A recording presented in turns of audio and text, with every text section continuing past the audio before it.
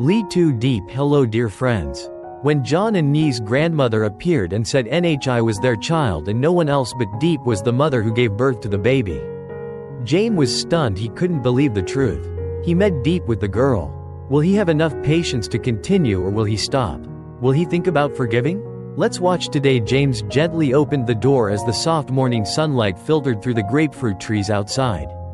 He looked at little NHI, still sound asleep, a peaceful smile on her face. Another day began with calm warmth, the kind James had slowly come to cherish. He got NHI ready, took her out for breakfast, then brought her to school, a quiet, simple routine that made him feel like he finally belonged somewhere. Though he wasn't Nee's biological father, James had long considered her the most important part of his life.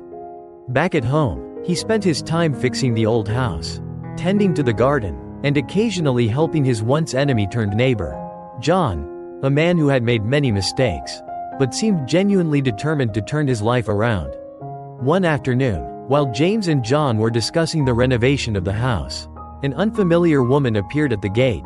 She introduced herself as Nee's paternal grandmother and said she had come to take the girl back. James was taken aback, but kept his composure, inviting her in and calmly explaining the story, how Diep had been raising NHI with love, how the little girl was now happy and well cared for, and how he and Diep had built a life around her.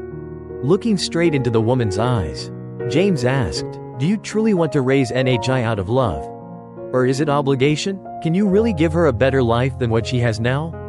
The grandmother hesitated before explaining that her previous absence was due to family burdens and miscommunication. James didn't judge her. He simply said that the one who should decide was NHI herself. She was old enough to know who she wanted to live with.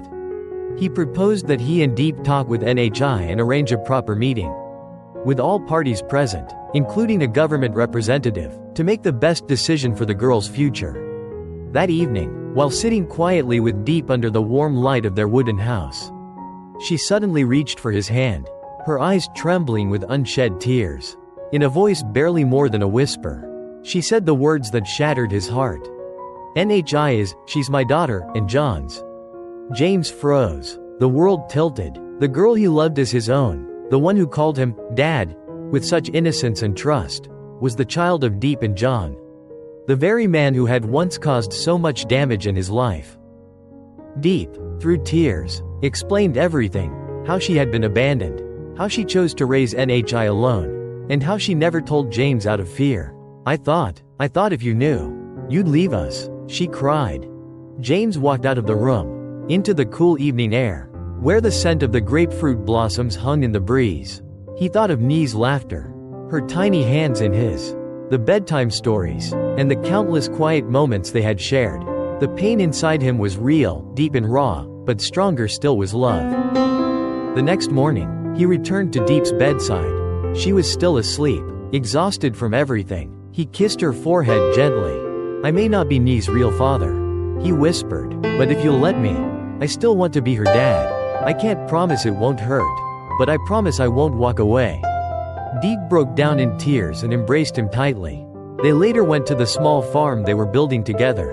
Amid plans for a vegetable garden, chicken coops, and a fish pond, Diep smiled, a smile James hadn't seen for days. He even carried her on his back up the hill to their soon-to-be home, laughing together like they used to. Inside the house, they discussed kitchen layouts, warm fireplaces for the winter, where the bed would go, and how the tile would help keep snakes and bugs out. It wasn't perfect, they had little money, and their hearts were still healing, but it was theirs. As they stood looking out at the view, Diep resting her head on James's shoulder, he said softly, "I once thought I didn't need anything more than you and NHI. And even now, after knowing the truth, I still feel the same." This wasn't a fairy tale. It wasn't clean or easy. But it was a story of love, tested by truth, tempered by time, and made real through forgiveness. James knew he wasn't the first man in Diep's life, and NHI wasn't his by blood, but he chose to stay, to love, to protect, because some families are made not by fate, but by the choice to love someone as your own, even when it breaks your heart.